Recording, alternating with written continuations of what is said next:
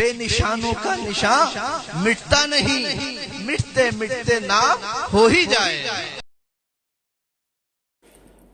अस्सलामु अलैकुम व रहमतुल्लाहि व बरकातुह। बिस्मिल्लाहिर रहमानिर रहीम। अल्हम्दुलिल्लाहि रब्बिल आलमीन व सलातु वस्सलामु अला अशरफिल अंबिया'i व सय्यिदिल मुरसलीन सय्यिदिना मुहम्मद व अला आलिहि व अस्हाबिहि ajwain. Ahlan wa sahlan wa marhaban bikum. A very warm and heartfelt welcome to all our esteemed listeners tuning into Radio Al Ansar on 90.4 FM in the Durbun region and 105.6 FM in the Pietermaritzburg region. You are listening to Back to the Basics in the company of Maulana Muhammad Salih Jusuf Arbi Abu Salih Al-Qadri. Alhamdulillah, this is a program that is featured and aired on Radio Al Ansar every Tuesdays between 1:30 and 2 p.m. Alhamdulillah. The program is based on basic teachings of Islam, and we discuss a variety of aspects based on the theme and based on the circumstances and based on the inspiration that we receive and based on whatever comes to mind in terms of inspiring people and encouraging people to return to the basic elements of this beautiful religion and this beautiful way of life. Alhamdulillah, dearest listeners, it's my pleasure and I'm pleased to inform you today that today's program is unique, and today we are blessed. And Alhamdulillah, it's something that hasn't been done before since the inception of this program, and it's my honor to try something different today. Alhamdulillah. Those of you that have been listening to the program Back to the Basics ardently from the time it commenced and from the time it started, you would know that at the very beginning we began with the Malfuz of Ala Hazrat Imam Ahl Sunnat Ash-Shah Imam Ahmad Rada radiyallahu ta'ala, and we started discussing question and answers from his Malfudat. Ala Hazrat Imam Ahmad Rada radiyallahu an is a name that you hear very frequently on both the programs that I present, Back to the Basics as well as Be with the Beloved, in terms of the ash'ar and the lines of poetry of Ala Hazrat that we explain.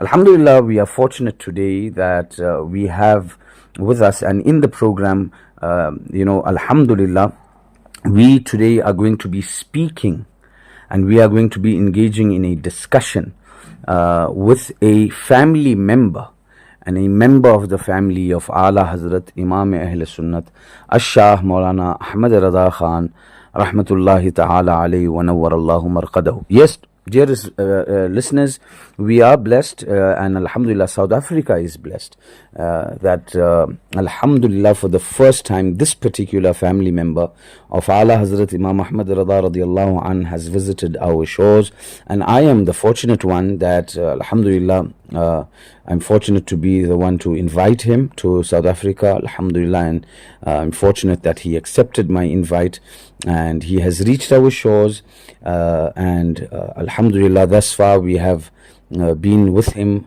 in programs in various parts of the country, and inshallah this week he is in Durbun, and I'm going to tell you more about his programs inshallah, so you can attend if you from the area where these programs are going to be taking place. Who is the special guest we have today? He is Hazrat Allama Maulana Mufti Arsalan Rada Khan Damat Fayuduhum Al-Qadri Al-Azhari. Alhamdulillah, he is the Khalifa of Huzur Taj al-Sharia Rahmatullah alayh, and he is from the family, he is a family member of the great Imam of Ahlus Sunnah, Ala Hazrat Ash-Shah Imam Ahmad Rada radiyallahu an. In introducing him, let me tell you that he is a young, upcoming, talented, brilliant, outstanding in appearance, in conduct, in akhlaq and in ilm.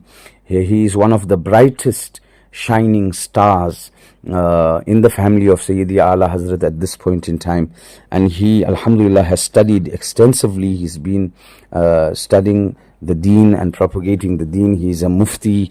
He Alhamdulillah sits and serves at the Darul Ifta in Bareilly Sharif, He is an Azhari, studied in Jamia Azhar. He completed his Dars-e-Nizami from a place called Brown Sharif. Alhamdulillah, an outstanding scholar that's serving the deen, and we are going to be speaking to him today. He is Hazrat Maulana Mufti Arsalan Raza Khan Sahab, son of Hazrat Maulana Usman Raza Khan, son of Hazrat Maulana Rehan Raza Khan, who is the son of Hazrat Maulana Ibrahim Raza Khan, Mufassir Azam Hind, who is the son of Ala Hazrat's eldest son, Huzur Hujjatul Islam, Hazrat Maulana Shah Hamid Raza Khan Rahmatullah Ali. His direct grandfather, Huzur Rehani Millat, is the eldest brother of Huzur Taju Sharia, Hazrat Allama Akhtar Raza Khan Rahmatullah Ali. And Huzur Taju Sharia and Huzur Rehani Millat, as brothers, their bloodline reaches Ala Hazrat both ways, paternally and maternally. Huzur Rehani Millat's father is Hujjatul Islam's son, and his mother is Huzur Mufti Azam Hind's daughter. So in this way, paternally and maternally, Huzur Rehani Millat is linked to Ala Hazrat both ways, and this is Huzur Rehani Millat's direct grandson. So we are fortunate today that we will be speaking to him and hear what advice he has for us, what nasiha he has for us, what he would like to say to us in terms of himself, his background, the manhaj of Ala Hazrat Imam Ahmad Rida radiallahu anh, the maslak of Imam Ahmad Rida radiallahu anh, his teachings, and inshallah it will clarify some misconceptions as well. So firstly, let's greet our guest that we're going to be discussing with, Qibla Mufti Sahab. Assalamu alaikum wa rahmatullahi wa barakatuh.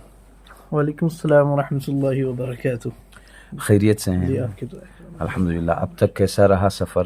ماشاء اللہ بہت خوبصورت, بہت کامیاب اور بہت اطمینان بخش. Alhamdulillah.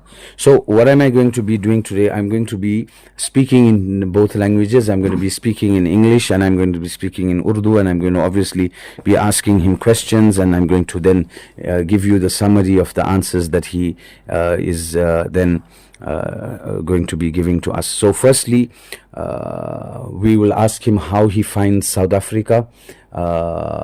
Before we ask him how he finds South Africa, let him tell us a little bit about himself, his background, and his his history in terms of studying and ilm.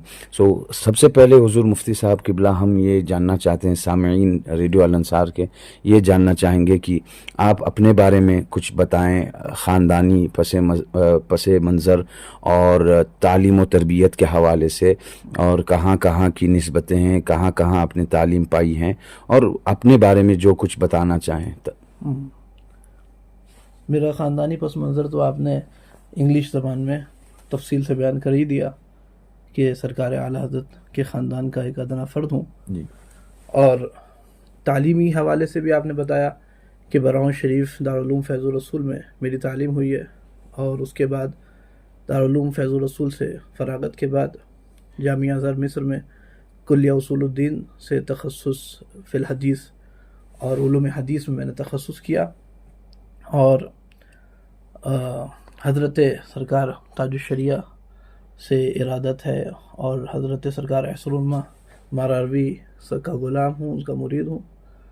اور تعلیمی حیثیت سے میرے والد گرامی نے مجھ کو اسکول میں میری تعلیم کرائی 10ویں کلاس تک, اور اسی زمانے سے میرا رجحان دینی تعلیم کی طرف, دینی علوم کی طرف تھا.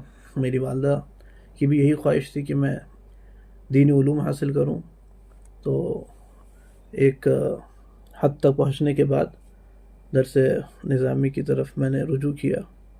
منظر اسلام سے مولانا نعیم اللہ صاحب قبلہ میرے استاد رہے, ان سے میں نے درس نظامی کی ابتدا کی, اور اس کے بعد دارالعلوم اہل سنت فیض الرسول براؤں شریف میں تقریباً اکتوبر 2009 کو میں دارالعلوم اہل سنت فیض الرسول براؤں شریف میں حاضر ہوا, اور مسلسل میں نے وہاں 7 سال تعلیم حاصل کی.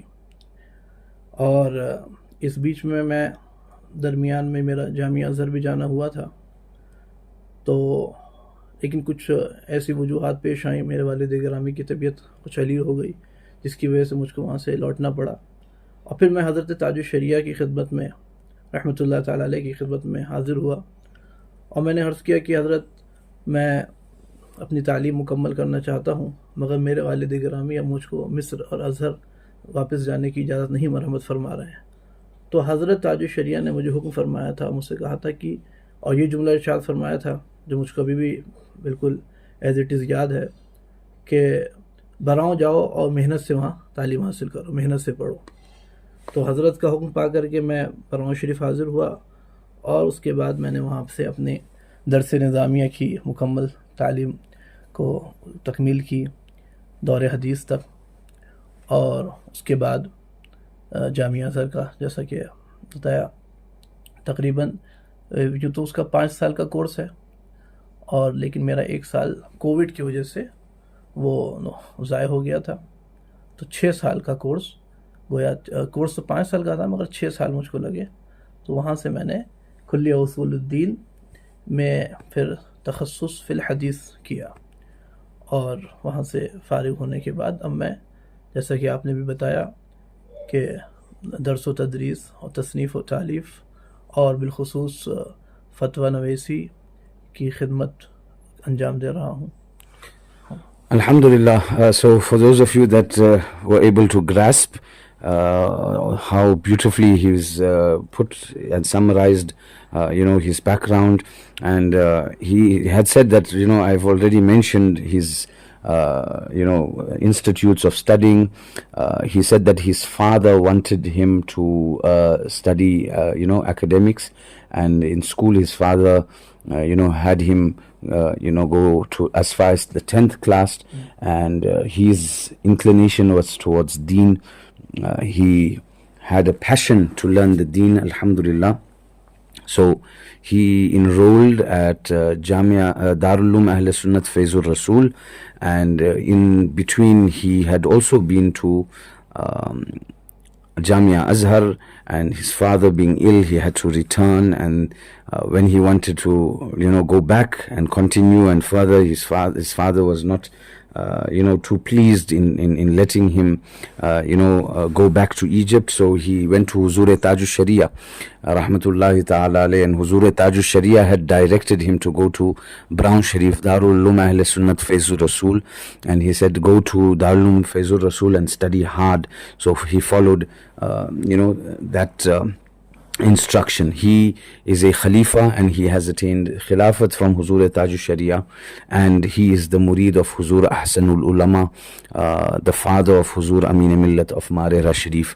Alhamdulillah, he had studied thereafter from Faizur Rasul, Darul Uloom Faizur Rasul to Jamia Azhar, where he completed the 5-year course, and he enrolled at Kulliya Usuluddin, and he did Takhassus fil Hadith. He specialized in the field of Hadith, and it took him 6 years because of 1 year getting wasted due to COVID.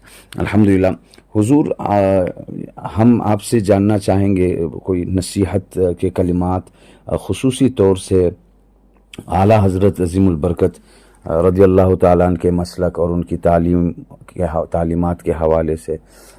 چونکہ آپ اعلیٰ حضرت کے خاندان کے ایک فرد ہیں، تو ان کے خاندان کے فرد ہونے کی حیثیت سے آپ دنیا کو کیا اعلیٰ حضرت کی تعلیمات کے حوالے سے پیغام دینا چاہتے ہیں، اور ان کی تعلیمات کی تعبیر و تشریح کس انداز سے کرتے ہیں؟ My question to him is, as a family member of Huzur Ala Hazrat, how does he interpret and what message does he have in terms of how he explains and interprets the teachings of Ala Hazrat Imam Muhammad Rada radiyallahu anhu? دیکھیے، سب سے پہلے تو میں یہ کہنا چاہوں گا کہ سرکار اعلیٰ حضرت کے خاندان کا فرد ہونے کی حیثیت سے اس کا مطلب یہ نہیں ہے کہ اعلیٰ حضرت پر میری کوئی عام لوگوں سے یا کسی دوسرے سنی صحیح عقیدہ عالم سے بڑھ کر کوئی مونوپلی یا کوئی اور میرا کوئی ٹھیکیداری ہے۔ اور سرکار اعلیٰ حضرت کے جو مسلک پر صحیح طور پر قائم ہے، جو ان کی تعلیمات پر صحیح طور پر قائم ہے، وہ ان کا زیادہ حقدار ہے، وہ مسلک اعلیٰ حضرت کا زیادہ حقدار ہے۔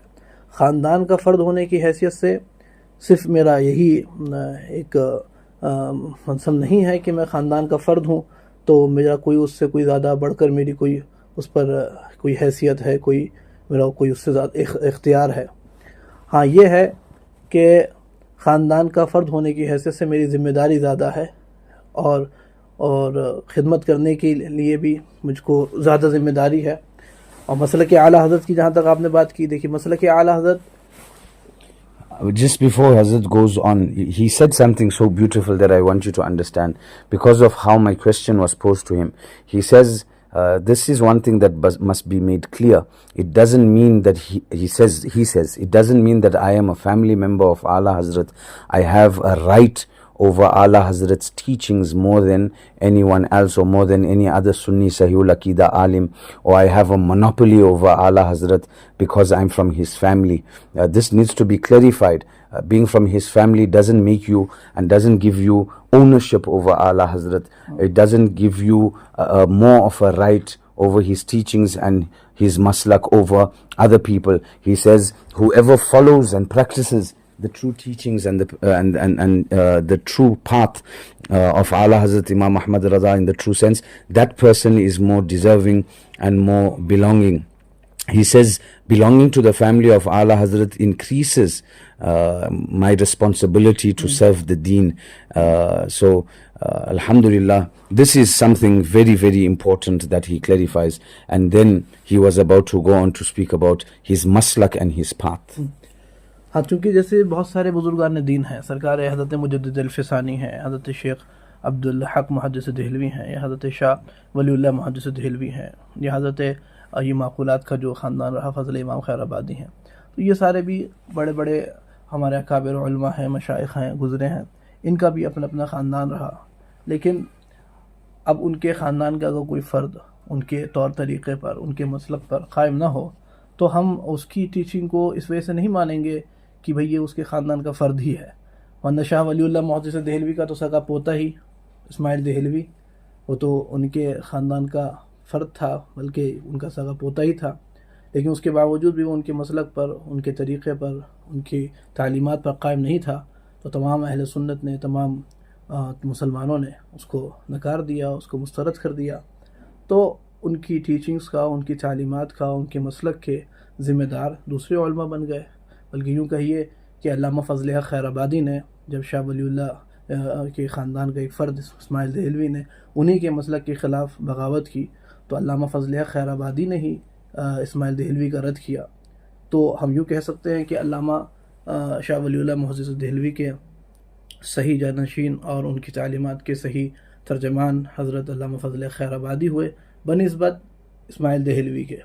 تو جو بھی خاندان کا فرد ہے اگر اپنے بزرگوں کی تعلیمات پر قائم رہے، مسلک اعلیٰ حضرت پر قائم رہے، تو بے شک وہ زیادہ حقدار ہے، بے شک وہ سراہے جانے کا حقدار ہے، تعریف کا قابل ہے. He says that being from the family of a certain buzurg or being from the family of a certain wali is not a guarantee that you have actually inherited and you are on the position of being the successor of those teachings, because even in the family of great scholars and great awliya of the past, people in their family were born and emerged that had abandoned the teachings of their own forefathers, and because of this, those who came that were not part of the family, they were regarded and they were considered as the true inheritors and successors because they were on the teachings. So following the teachings is more important than being from the family. That's basically what he says. And he gave the example of Shah Waliullah Muhaddis Dehlvi, and what a great alim and what a great scholar of the Ahlus Sunnah wal Jama'ah was. But later on in that family, a person by the name of Ismail Dehlvi was born, and he moved away from his own grandfather's teachings, and he was then refuted by Allama Fazl Haq Khair Abadi, who will then be considered the true successor of Shah Waliullah Muhaddis Dehlvi. جی ہاں، بے شک. تو جہاں تک مسلک اعلیٰ حضرت کی تعلیمات کے متعلق سوال ہے، تو مسلک اعلیٰ حضرت بنیادی طور پر ضروریات دین اور ضروریات اہل سنت کا نام ہے. Regarding the maslak of Ala Hazrat, he says the maslak of Ala Hazrat is based on the zaruriyat deen and zaruriyat ahl sunnat, the necessity and the necessary elements of the deen and the necessary elements of the ahl sunnah wal jama'ah. جیسے اعلیٰ حضرت نے اپنی ایک رسالے میں اس کی پوری تشریح کی ہے. اعلیٰ حضرت نے 4 درجے بیان فرمائے ہیں. Ala Hazrat Azim al-Barkat radiyallahu anhu has explained this daruriyat in one of his articles, and he has mentioned it over 4 categories. اعتقاد الاحباب اس رسالے کا نام ہے. The name of the article is I'tiqadul Ahbab. تو اس میں اعلیٰ حضرت نے 4 درجے بیان فرمائے. ایک ضروریات دین کا، ایک ضروریات اہل سنت کا، تیسرا درجہ ثابتات محکمہ کا، اور چوتھا درجہ ظنیات محتملہ کا. اعلیٰ حضرت نے بیان فرمایا کہ ضروریات دین کا منکر کافر ہے. So Ala Hazrat has mentioned the 4 categories, one being Zaruriyat Deen, the second being Zaruriyat Ahl Sunnah, the third being ثابتات محکمہ، Thabitat Muhkamat, and the fourth being ظنیات محتملہ. Zaniyat Muhtamala. These are the 4 categories in which Ala Hazrat has mentioned. درجے بن گئے. Ji. تو ضروریات دین کا منکر وہ شخص کافر ہے. A person who rejects Zaruriyat Deen, the necessary elements of Deen, he is a kafir, a disbeliever. اور جو ضروریات اہل سنت کا منکر ہے وہ شخص گمراہ ہے، بد دین ہے، بد مذہب ہے، بد عقیدہ ہے. If a person refutes and rejects the necessary elements of Ahlus Sunnah, that person is misguided. اور جو ثابتات محکمہ کا منکر ہے، سرکار اعلیٰ حضرت نے بیان فرمایا کہ بعد وضوح امر ایسا شخص فاسق و فاجر ہے. وہ شخص نہ کافر ہے نہ گمراہ ہے، ہاں بعد وضوح امر وہ شخص فاسق و فاجر ہے. Regarding Thabitat Muhkamat, a person who rejects Thabitat Muhkamat only after matters have been clarified and it has been brought to his attention. If he still refutes and rejects, then he is a open sinner, transgressor. He is neither a kafir nor is he a misguided person. اور چوتھا درجہ ظنیات محتملہ کا فرمایا. ظنیات محتملہ کا منکر نہ کافر ہے نہ گمراہ ہے نہ فاسق و فاجر ہے، ہاں بعد وضوح امر اور حق واضح ہو جانے کے بعد ایسا شخص مخطئ ہے، قصوروار ہے، اس سے ایک قصور ہوا، اس سے ایک خطا ہوئی، ایسا اس کو انکار نہیں کرنا چاہیے تھا. The fourth category that has been spoken about is Dhanniyat Muhtamila. He says a person who rejects Dhanniyat Muhtamila, that person is neither a disbeliever, nor is he misguided, nor is he a fasik. That person is just merely mistaken. تو اب ایسا شخص چونکہ اب ہم کو یہ دیکھنا ہے کہ کوئی بھی اگر مسلمان ہے تو وہ کیا وہ ضروریات دین پر قائم ہے یا وہ ضروریات اہل سنت پر قائم ہے اور ثابتات محکمہ پر قائم ہے. اگر وہ ضروریات دین ضروریات اہل سنت پر قائم ہے تو وہ سنی صحیح العقیدہ ہے. Now whenever we see a Muslim, we should firstly try to find, is he steadfast and does he believe in the Zaruriyat Deen and the Zaruriyat Ahl Sunnat, and if he does so, then he is a Sunni Sahihul Aqidah. اب جو ضروریات دین پر قائم ہے، ضروریات اہل سنت پر قائم ہے اور ثابتات محکمہ پر بھی قائم ہے. اب ایسا شخص مسلک اعلیٰ حضرت پر قائم ہے. اس کو اگر ہم دوسرے الفاظ میں کہیں کہ چونکہ مسلک اعلیٰ حضرت کی تشریح ضروریات دین اور ضروریات اہل سنت اور ثابتات محکمہ سے بھی ہے، چونکہ اعلیٰ حضرت نے فقہ کی خدمات انجام دی. تو اب کوئی شخص اگر ان 3 درجوں پر قائم ہے تو ہم اس کو یوں کہہ سکتے ہیں کہ یہ شخص مسلک اعلیٰ حضرت پر قائم ہے. As long as a person is on the first 3 categories that were mentioned, it is enough to say that he is a follower of the teachings of Ala Hazrat Imam Muhammad Rada. اب جہاں تک اس مسلک اعلیٰ حضرت کی اصطلاح کا سوال ہے تو یہ اصطلاح ہمارے ہندوستان، پاکستان، بر صغیر جسے کہا جاتا ہے بر صغیر ہند و پاک میں، یہ غیروں سے امتیاز کے طور پر جو دوسرے بد مذہب بد عقیدہ ہیں، جو اپنے آپ کو اہل سنت والجماعہ کہتے ہیں، اپنے آپ کو سنی کہتے ہیں، ان سنیوں غیر سنیوں سے جو نقلی سنی ہیں، ڈپلیکیٹ سنی ہیں، ان نقلی سنیوں سے امتیاز کے لیے اس لفظ مسلک اعلیٰ حضرت کو استعمال کیا جاتا ہے. اب ایسی صورت میں اگر کوئی شخص ضروریات دین پر قائم ہے، ضروریات اہل سنت پر قائم ہے، ثابتات محکمہ پر قائم ہے اور وہ اس اصطلاح مسلک اعلیٰ حضرت سے واقف نہیں ہے، مثلا کسی دوسرے ملک کا رہنے والا ہے یا کسی ایسے خطے کا رہنے والا ہے جہاں پہ یہ اصطلاح رائج نہیں ہے، یہ اصطلاح مروج نہیں ہے، تو اگر وہ ان 3 چیزوں پر قائم ہے اور ان میں سب سے زیادہ اہمیت 2 اوپر کے درجے رکھتے ہیں تو ہم اس کو اپنی زبان میں کہہ سکتے ہیں کہ یہ شخص سنی اور مسلک اعلیٰ حضرت پر قائم ہے. اور اس کے برخلاف اگر کوئی شخص सुबह शाम मसलक आला हज़रत के नारे लगाता रहे, सुबह शाम मसलक आला हज़रत का अपने खुदगर्दी में, अपने मफाद में नाम लेता रहे, लेकिन अगर वो आला हज़रत की तालीमात पर कायम नहीं, या माज़ल्ला ज़रूरियात दीन या ज़रूरियात अहले सुन्नत में से किसी मसले का मुनकिर है और उसमें से किसी का खिलाफ वर्जी करता है, तो वो शख्स लाख मरतबा अपने आप को मसलक आला हज़रत पर कायम करे, हमारे नज़दीक वो मसलक आला हज़रत पर कायम नहीं। तो पता चला कि असल चीज़ ज़रूरियात दीन और ज़रूरियात अहले सुन्नत है। He says, if a person is confirming and he is one who is stationed on Zaruriyat Deen and Zaruriyat Ahl Sunnat and Sabitat Muhkamat, this is enough for him, or it is enough for it to be classified that he is on the path and he is a follower of the teachings of Ala Hazrat Imam Muhammad Rada radiyallahu ta'ala an. And if a person is on this, then whether he uses this terminology of Maslak Ala Hazrat or he doesn't use this terminology of Maslak Ala Hazrat, like in India, for a specific for identifying purposes and for it to be known and for people to be able to make the distinction between the true original Ahlus Sunnah wal Jama'ah, they had as an identity used the terminology of Maslak Ala Hazrat. But there are so many numerous countries and places in the world where people are practicing and following, and they believe in the necessary elements of deen and the necessary elements of Ahlus Sunnah wal Jama'ah and Thabitat Muhkamat. It can be said whether they use this terminology or not, because in many African countries, in many Arab countries, they are stationed on these three categories, but they are not aware of this terminology of Maslak Ala Hazrat, even though they may not be using this name. We can still say that they are Sunni, Sahihul Aqidah in the Arab world. As long as they have followed these three categories, they are on the path of Ala Hazrat Imam Muhammad Raza radiyallahu ta'ala an. Huzur, Sabitat Muhkamat और Zanniyat Muhtamila, एक लफ्ज़ में इसके क्या माने हैं?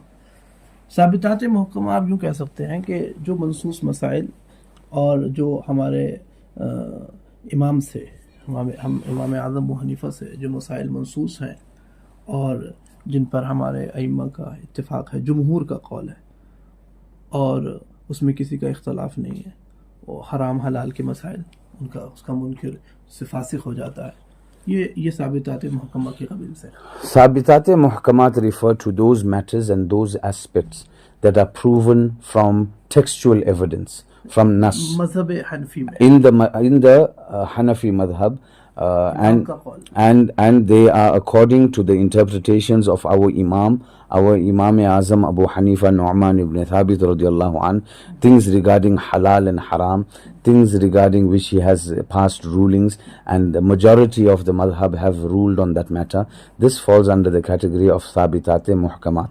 Zanniyat Muhtamila, ये जो ऐसे नौपैद मसाइल, जो नए मसाइल पैदा हुए जिसके बारे में हमारे मज़हब में अइम्मा से अक़वाल मनक़ूल नहीं है बितसरीह, और तो ऐसे मसाइल, नौपैद मसाइल में उलमा मुफ्तियान निज़ाम के दरमियान इख्तलाफ रूनुमा हो जाता है। कुछ लोग उसको जायज़ कहते हैं, कुछ लोग नाजायज़ कहते हैं, तो इसको हम ज़न्नियात मुहतमला कहते हैं कि ये ज़न्नी क़यासी मसाइल है। Jazakallah. Zanniyat Muhtamala refers to new contemporary issues in which the ulama dispute, and they aren't quotations, or there aren't guidance in regards to those new matters, and ulama have differing views and ulama have different opinions regarding those things. Those things are called Zanniyat Muhtamila. So according to Ala Hazrat, Zaruriyat Deen, Zaruriyat Ahl Sunnat and Thabitat Muhkamat is enough to make a person a Sunni. Zanniyat Muhtamila, things of a new nature that people have different researches on, or on the basis of those matters, we cannot deem anybody, and exclude anybody from Ahlus Sunnah wal Jama'ah. Jazakumullah, this was an informative session. We're going to be talking to Hazrat Mufti Sahab again tomorrow as well. Jazakumullah Mufti Sahab. Assalamu alaikum wa rahmatullahi wa barakatuh.